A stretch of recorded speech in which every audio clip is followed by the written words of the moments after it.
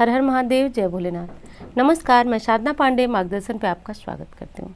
दोस्तों, कल एकादशी है। इस एकादशी को पापांकुशा एकादशी के नाम से जाना जाता है।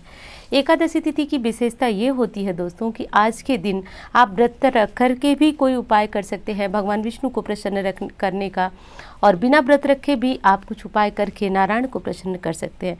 जैसा कि आप सभी जानते हैं कि भगवान कण-कण वासी हैं, फिर भी कहा गया है कि भगवान नारायण का वास शनिवार के दिन पीपल वृक्ष में माना गया है, वो भी माँ लक्ष्मी समेत। तो आज के दिन विशेष उपाय बताऊंगी जिसे करने से आपके जीवन में धन संबंधी समस्या यदि आ रही है तो वो दूर होगी। और पीपल वृक्ष में जैसा कि आप सभी जानते हैं कि उसमें सभी देवी देवताओं का वास होता है, तो इसलिए कोई मनोकामना है जो कि बार बार अटक रही है, पूर्ण नहीं हो रही है, तो विशेष आज की पूजा विधि से आप जानेंगे कि कैसे आप अपनी असंभव कामना को पूर्ण करा सकते हैं। क्योंकि शनिवार का दिन और उस दिन पड़ने वाली एकादशी बहुत अधिक विशेष मानी गई है। जैसे शनिवार के दिन यदि पूर्णिमा पड़ जाती है, शनिवार के दिन यदि अमावस्या पड़ जाती है तो वो तिथि विशेष बन जाती है। वैसे ही एकादशी यदि शनिवार के दिन पड़ जाती है तो वो बहुत विशेष हो जाती है। इस दिन नारायण शीघ्र प्रसन्न होते हैं यदि इस प्रकार के उपाय किए जाएंगे तो।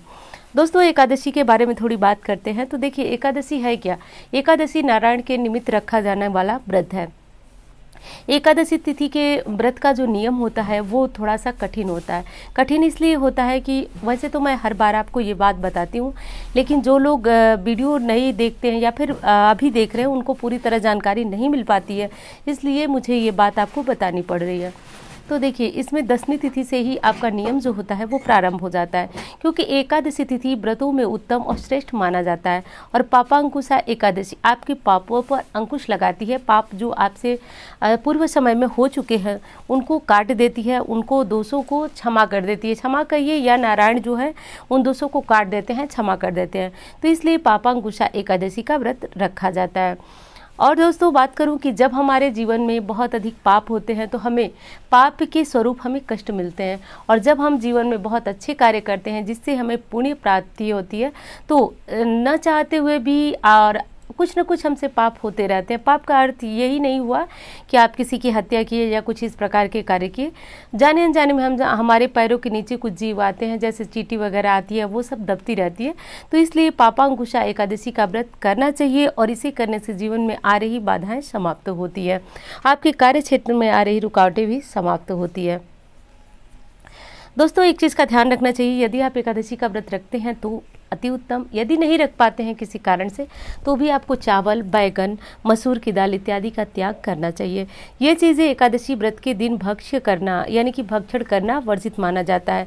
तो व्रत रखते हैं तो अति उत्तम, नहीं रखते हैं तो भी इन चीज़ों को आप बिल्कुल न खाएं, क्योंकि हमारे शास्त्र में एकादशी, पूर्णिमा, इन चीज़ों को बड़ा महत्व दिया गया, आप जानते हैं। तो जो हमारे शास्त्र कहते हैं वो चीज़ें तो झूठी हो ही नहीं सकती, इसलिए एकादशी, पूर्णिमा, प्रदोष, इस तरह की तिथियों का अपना विशेष महत्व बताया गया है। तो इसमें चावल और बैगन, मसूर की दाल, इस तरह की चीज़ें आप न खाएं, व्रत नहीं रहें तो। बात करते हैं व्रतधारी की। तो दसवीं तिथि से आपको व्रत के नियमों का पालन करना होता है। सूर्यास्त के पूर्व ही आपको भोजन इत्यादि कर लेना होता है, और बहुत ज़्यादा भोजन आज के दिन नहीं किया जाता है, क्योंकि इस व्रत की मान्यता ऐसी है कि इस व्रत में आप जब सुबह एकादशी व्रत का संकल्प लें तो आप बिल्कुल आपके पेट में जो है अन्न का कोई अंश नहीं रहना चाहिए। एक कमेंट आया था हमको लग रहा है कि पिछली बार की एकादशी में कि जो है कि हमको दिक्कत रहती है पेट की, तो ऐसे में हम क्या करें, एकादशी का व्रत न रखें।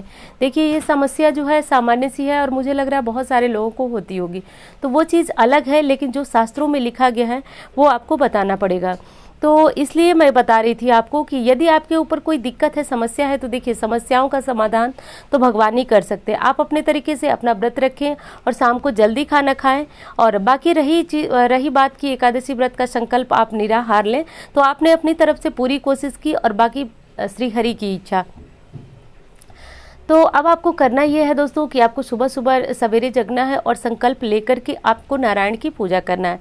नारायण की पूजा यदि आपने शिला रूप में रखी है, यानी कि शालिग्राम जी को स्थापित किया है, जिनको ठाकुर जी भी कहते हैं, तो उनकी पूजा आप विधि विधान से कर सकते हैं। उनको पंचामृत अभिषेक इत्यादि कर सकते हैं। यदि नारायण और माँ लक्ष्मी की मूर्ति आपकी एक साथ है तो उन्हें भी अभिषेक करें, पीले वस्त्र पहनाएं, और आज के दिन केले का विशेष भोग लगाया जाता है नारायण को। इससे नारायण की विशेष कृपा प्राप्त होती है। दूसरी चीज़ बता दूं दोस्तों कि आज के दिन जो है आप केले का दान कर सकते हैं, इससे भी श्री हरि विष्णु की कृपा प्राप्त होती है। आज के दिन तुलसी के पत्ते डाल करके भी, आज के दिन क्या आप जानते हैं कि श्री हरि विष्णु जी को नारायण और कृष्ण जी को, श्री राम जी को बिना तुलसी पत्र डाले कोई भोग हम अर्पित करते नहीं हैं, और यदि कर भी देते हैं तो उसका जो है भोग भगवान ग्रहण नहीं करते हैं। तो इसलिए आज के दिन तुलसी पत्र जो है तोड़े नहीं, लेकिन आप भोग स्वरूप जरूर डालें भगवान विष्णु को। आज के दिन आप भगवान को तुलसी पत्र की यदि माला अर्पित करते हैं तो इससे विशेष कृपा आपके ऊपर रहती है। क्यों? क्योंकि दोस्तों कहा गया है हमारे शास्त्रों में कि तुलसी श्री हरि विष्णु को विशेष प्रिय है। तो चाहे भोग स्वरूप चाहे माला आप इन्हें अर्पित करते हैं तो इससे उनकी विशेष कृपा होती है। माला बनाने की विधि क्या है कि तुलसी के पत्तों को आप 108 की संख्या में तोड़ लें, और जो रक्षा सूत्रा यानी कि कलावा आते हैं इसमें उनको बांधते जाए। सुई धागे से बनाएंगे तो मुश्किल होगा, तो बांधते जाए। इस तरह आपका माला जो है तैयार हो गया, और इसे एकादशी के दिन नारायण के गले में पहना है। दोस्तों ऐसे करने से मनवांछित कामनाएं जो है वह पूर्ण होती हैं। अगली चीज़ बता दूं दोस्तों कि एकादशी तिथि में आपको एक विशेष उपाय कौन सा करना है। तो देखिए, एकादशी तिथि में आपको जो है तुलसी पूजा अवश्य करनी है, जो कि मैंने बताई। और अगली चीज़ बता दूं कि आज के दिन यदि तुलसी परिक्रमा आप कर लेते हैं तो विशेष तौर पे आपको लक्ष्मी और नारायण की कृपा साथ साथ प्राप्त होती है। देखिए, आज के युग में सभी परेशान हैं लक्ष्मी के लिए, तो यदि आप लक्ष्मी की कामना चाहते हैं तो आप सुबह के समय जो सामान्य से तुलसी माता की पूजा होती है, सामान्य का मतलब कि जल और भोग मत दीजिएगा तुलसी माँ को। आज के दिन सिर्फ एक दीपक जलाइएगा, और यदि शालिग्राम रूप में भगवान आपके घर है तो शालिग्राम रूप का तुलसी में रख करके पूजन अभिषेक अच्छी तरह से करके, और तब जो है आप माँ तुलसी के सामने घी का दीपक जलाएं और जला करके परिक्रमा कर सकते हैं। परिक्रमा 5, 7, 11, 21 और 108 करें तो अति उत्तम। परिक्रमा करते हुए आपको एक मंत्र बताऊंगी जो कि आपको जपना है। और दूसरी चीज़ कि आपको ये भी ध्यान देना है कि आप कुछ नहीं तो 5 परिक्रमा जरूर करें। तुलसी में जल मत चढ़ाइएगा, भोग मत लगाइएगा, लेकिन आप घी का एक दीपक जलाकर यदि परिक्रमा करते हैं तो इससे पितरों को शांति मिलती है, और पितरों को जब शांति मिलती है तो आपके जीवन में आप स्वयं ही फलने फूलने लगते हैं। तो आप ऐसा कर सकते हैं। और दूसरी चीज़ दोस्तों कि आज के दिन आपको विष्णु सहस्त्र नाम का पाठ करना एक वरदान की तरह काम करता है, तो ये ज़रूर करें। अब बात करते हैं महा उपाय की कि कौन सा आपको उपाय करना है आज के दिन। देखिए, शास्त्र में शनिवार को पीपल पूजा का अपना एक अलग महत्व है, और मैंने बताया जैसा कि यदि पीपल शनिवार के दिन यदि अमावस्या पड़ती है, पूर्णिमा पड़ती है, प्रदोष तिथि पड़ती है और एकादशी पड़ती है तो ये अपने आप में ही विशेष हो जाता है। तो अगर हम शास्त्रों के अनुसार जाने तो आज के दिन साक्षात रूप से नारायण और लक्ष्मी का वास पीपल में होता है। विशेष उपाय आपको क्या करना है, देखिए कहा गया है कि यदि पीपल वृक्ष के नीचे आप किसी भी देवी देवता की पूजा करते हैं, चाहे बजरंगबली की पूजा हो, चाहे महादेव जी की पूजा हो, चाहे पितरों की पूजा हो, चाहे किसी भी देवी देवता की पूजा करते हैं तो वो पूजा शीघ्र फलीभूत होती है। तो अब एकादशी तिथि में यदि आप नारायण की पूजा करके और किसी कामना की पूर्ति के लिए प्रार्थना करते हैं, कैसे करना है तो देखिए, सबसे पहले तो आपको एक लोटा जल ले जाना है। जल ले जा करके, और जैसा कि मैं बताती हूँ स्टील के लोटे से जल दें। और शनिवार के दिन तो ऐसा आज आपको करना आवश्यक नहीं है, क्योंकि आप नारायण के निमित्त पूजा कर रहे हैं। और यदि आप हर शनिवार को पूजा करते हैं तो फिर आप सामान्यतया जो जैसे करते हैं वैसे करें। विशेष उपाय जो मैं बता रही हूँ वो आप ज़रूर कर लीजिएगा। तो करना ये है दोस्तों कि आपको एक लोटा जल ले जाना है, जिसमें यदि गाय का दूध मिल जाता है कच्चा तो वो मिला ले, नहीं मिलता है तो आप सामान्य जल में और थोड़ा सा चीनी, गुड़, मिश्री कुछ भी मिला लीजिएगा। और मिलाने के उपरांत जो है आप नारायण को इसमें जल दीजिएगा, माँ लक्ष्मी का ध्यान करते हुए। और श्री राम राम रामेति रमे रामे मनोरमे सहस्त्र नाम ततुल्य राम नाम वरान। दोस्तों, ये मंत्र कोई साधारण मंत्र नहीं है। इस मंत्र की तुलना विष्णु सहस्त्र नाम के समान की जाती है, यानी कि जितना विष्णु भगवान के 1000 नामों को जपने का पुण्य प्राप्त होता है उतना सिर्फ इस मंत्र को जपने से होता है। तो अब इसको जल दे देना है आपको, और जल देने के बाद आपको एक दीपक आज के दिन जरूर प्रज्वलित करना है। प्रायः मैं बताती हूँ कि शनिवार के दिन जो है वो आप जो है दीपक शाम को प्रज्वलित करें, लेकिन आज के दिन मैं बता रही हूँ कि घी का दीपक आप नारायण के निमित्त, माँ लक्ष्मी के निमित्त जो है जलाएं। और जलाने के बाद जो है आप पीपल वृक्ष की कम से कम 7 परिक्रमा करें। परिक्रमा आप लोग कहते हैं कि परिक्रमा किस प्रकार करनी है, तो घड़ी की सीधी दिशा में आपको परिक्रमा करनी है। और जहाँ पे मंदिर में पीपल वृक्ष के पास परिक्रमा करने का स्थान नहीं है, वहीं पे एक स्थान पे खड़े होकर आप प्रदक्षिणा जो है कर सकते हैं। तो एक स्थान पे खड़े होकर प्रदक्षिणा करने की खास विधि तो कोई नहीं है, बस वही घड़ी की सीधी दिशा में आप जहाँ खड़े हैं वहीं से गोल गोल घूम जाए और जैसे एक बार घूमे फिर पीपल वृक्ष को प्रणाम करें, दूसरी बार घूमे, इस तरह करके 7 बार आपको परिक्रमा कर लेना है। अब अगली चीज़ बता दो दोस्तों कि जब आप 7 बार परिक्रमा कर लिए, जल दे दिए, अब वहाँ खड़े हो जाइए। अब आपकी चाहे धन संबंधी समस्या है, चाहे आपकी कोई अन्य समस्या, आंखें बंद करें और पूरे मन योग से आप नारायण और माँ लक्ष्मी का ध्यान करें। ध्यान क्या करना है, बस देखना है आपको नारायण की छवि जो आप फोटो में देखते हैं, मूर्ति में देखते हैं, माँ लक्ष्मी की छवि, उसी तरह ध्यान दें कि पीपल वृक्ष में मेरे सामने नारायण और माँ लक्ष्मी है।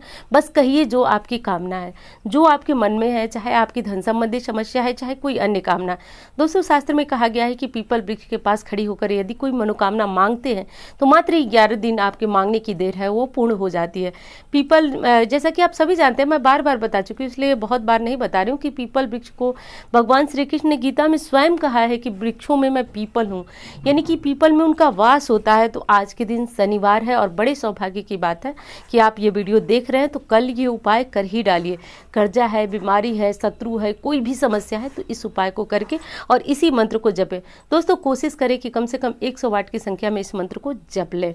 यदि आपके ऊपर जो है वह शनि की ढैया, 7.5 कुछ भी चल रही है तो आप ओम शम शनिश्चराय नमः या फिर मंत्र नहीं आ रहे हैं तो शनि देव का नाम ही सिर्फ लेते रहें। और यदि नहीं ले रहे हैं तो रोज़ तो आप शनिवार की पूजा करते ही करते हैं, लेकिन आज जो है श्री राम जी के इस मंत्र का जाप करके आप जो है इस तरह से पूजा पाठ करेंगे तो जीवन में आ रही बाधाएं, कठिनाइयां समाप्त होती हैं, मनोकामनाओं की पूर्ति होती है। दोस्तों अब बारी आती है आपकी कि कब आपको जो है एकादशी तिथि का पारण करना है। तो पारण का अपना विशेष महत्व होता है। आप जानते हैं कि एकादशी में जब तक पारण पूर्ण नहीं होता है तब तक हमारा व्रत सफल नहीं माना जाता है और पारण जो है वह शुभ मुहूर्त में ही करना चाहिए। तो एकादशी तिथि का पारण जो है वह सुबह 6:21 से 8:38 तक ये शुभ मुहूर्त है, क्योंकि हरिवासर के दौरान जो है आपको पारण नहीं करना होता है, इसलिए इस मुहूर्त में आपको पारण कर लेना चाहिए। एक बार फिर बता रही हूँ, सुबह 6:21 से 8:38 पर आपको पारण कर लेना है। और पारण करने के पूर्व जो है आप चाहें तो ब्राह्मण को दान जरूर दें। दोस्तों चाहें क्या मतलब ये है कि आप देखिए आपके घर में यदि भगवान की कृपा से पैसे आ रहे हैं, आप जो है बहुत अधिक संपन्न हैं या फिर खाने भर भी आपके पास धन है, तो अपने जीवन में दान को महत्व देना चाहिए। तो दान में आप ब्राह्मण को दान निकाल सकते हैं, जैसे कि आटा, चावल, कुछ सब्जी, या फिर आपको लग रहा है कि ब्राह्मण दूर है, आने में समय लगेगा, तो सिर्फ आप सूखा अनाज जैसे आटा हो गया, चावल हो गया, उसके ऊपर कुछ पैसे रख दीजिए। देखिए पैसे इसीलिए रखे जाते हैं कि जो चीज़ें हम सीधा में दे नहीं पाए हैं उससे भरपाई हो जाती है हमारे सीधे की, यानी कि ब्राह्मण भोज का पुण्य आपको मिलता है। तो 11, 21, 51 जितने पैसे आपको लगे कि आप दे सकते हैं तो इस तरह रखें। दोस्तों कहा जाता है कि दान का अपना एक अलग ही महत्व है, तो आप ऐसा करें। ऐसा करने से आपका एकादशी जो व्रत होता है वो अश्वमेध यज्ञ के फल देने के बराबर होता है। तो जितना कोई व्यक्ति बहुत बड़ा पुण्य करके इतना बड़ा कोई जो पुण्य कर्म होता है करके फल अर्जित करता है, उतना आप मात्र एकादशी का व्रत करके ब्राह्मण का भोजन निकाल करके और फल अर्जित करते हैं।